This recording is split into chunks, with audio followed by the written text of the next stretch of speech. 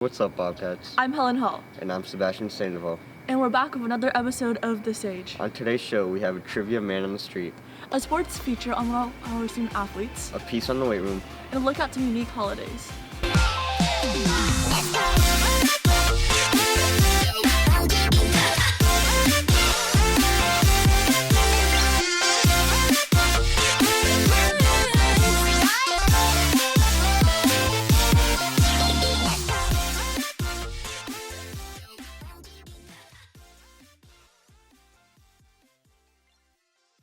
Hey Sebastian, do you know what color tennis balls were before they were green? No, but somebody else might know. Well, let's hand it off to Samuel and Leah for us, Trivia Man on the Street. Howdy Bobcats, I'm Leah Ertel. Today we are asking random trivia and geography questions. Let's go. What is the capital of California? Sacramento. What is the capital of the state of New York, like the state? Albany. Yes. What's the longest river? Nile. There you go, you got it! Yeah. That one, yes, the Nile. Oklahoma City is the capital of what? Oklahoma City is the capital. I feel like it's not Oklahoma. I feel like it would be a trick. It's a trick question. I don't know, like some random Kansas or something. I don't know. Do you want to know the answer? Yeah. Oklahoma. How many U.S. presidents do you guys know? Let's do George Washington, John Adams, Thomas Jefferson, James Madison, Martin Van Buren, James Buchanan, Abraham Lincoln. Twice. Rutherford B. Hayes. Andrew Johnson, Andrew Jackson.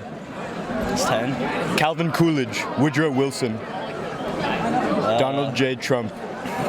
Biden, Barack Obama. There's George Bush, George H.W. Bush. Jimmy Carter, Richard Nixon, JFK, Eisenhower, Lyndon B. Johnson. Donald Trump, Herbert Hoover, I know from U.S. history. Thanks for watching Bobcats. Now back to the anchors. Well, the answer is they were white. Speaking of tennis, are you any good at it? No, but you know who I heard is? Sonali Sharma. Here's Makena and Skylar with the feature on Sonali's story. I'm Sonali Sharma and I'm on varsity tennis. Tennis, a sport that's rooted in precision, technique, and practice skill. All things that Sonali Sharma, the only freshman on Sage Creek's varsity tennis team, has mastered after years of training. But any accomplishment like this comes with its own pressures and hardships. You know, I think there comes like a lot of nerves with being a freshman on varsity and like you feel like you need to prove yourself, but I think I quickly became like way more comfortable with, you know, who I was playing with and how I was playing, and although maybe I don't win against the girls that have way more experience than me, I learned stuff from them. Overcoming the demand of being a freshman on varsity has allowed Sonali to enhance her abilities and help her learn the game on a deeper level. I've improved a ton in terms of just technique and also just my skills, and you know, because I'm playing seniors that have like 4 years of experience or 4 more years, and it was pretty hard at first, but I think even just like in match play, I've learned so much. Lastly, Sonali leaves a few words of advice for incoming freshmen wanting to follow in her footsteps. I would say just, even if it feels really daunting at first, the team is like a family and everyone is super, super sweet, and just know that you're so worthy to be there. Being the only freshman on varsity is no easy task, but it's clear Sonali wouldn't be here without the hard work she puts in and day out. This is Skylar Roy with editor Makena Coleman reporting for The Sage. Wow, she's really good. She must hit the weight room a lot. I heard the weight room has made its own community, in fact. Here's Asa and Nadia digging deeper. It's where track and field athletes and PE students alike go to work out.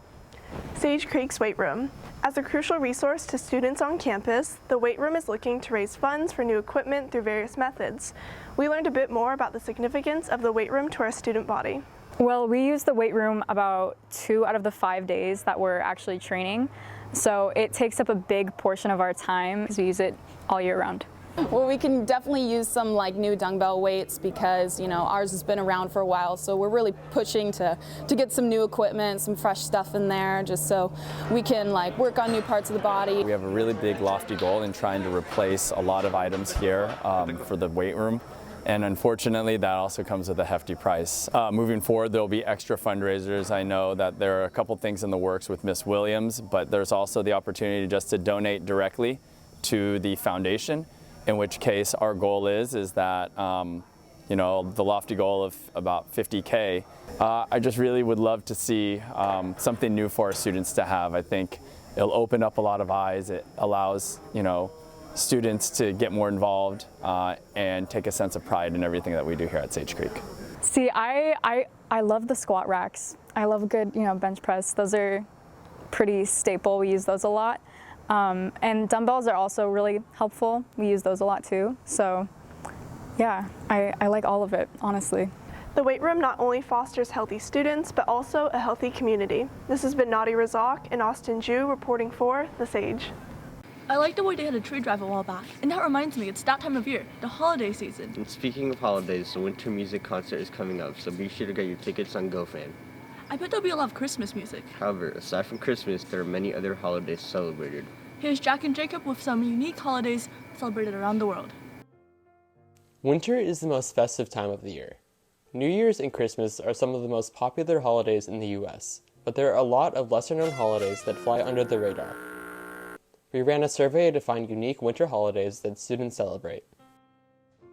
We interviewed some of the students that celebrate these holidays. What's your name? My name is Aiden. Madison. Hadley. I celebrate Christmas and Advent. Advent is like the celebration of Jesus Christ's birth. And we have these wreath with 4 candles inside. 3 are purple, 1's pink. And for every week, like 1 week is the purple candle, and then the second, and you light the 4th candle on the 4th week. My family has, well, usually my grandparents come over to start, and then my family will have a family dinner, usually Jewish food.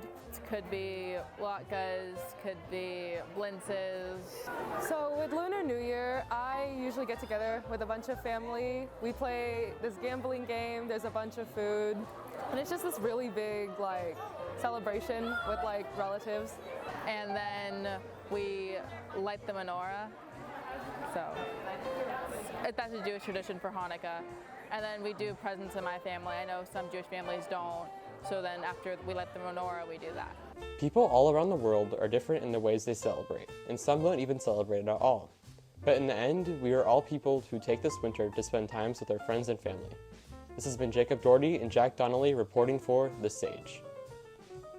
It's always so cool to hear about different holidays from around the world. We're publishing new articles daily at thesagenews.com, like a recap on the dance show, a Gotham Knights review, and a feature with the cross-country runner, so be sure to check it out. Stay up to date by following us at The Sage Publication on Instagram and Twitter. Oh wait, I'm forgetting something. No, I feel it too. Oh right, our fundraiser next Wednesday. It's at Grubby's, Pokey, and Fish Market. On December 14th. This has been Helen Hall. And Sebastian Sandoval reporting for The Sage.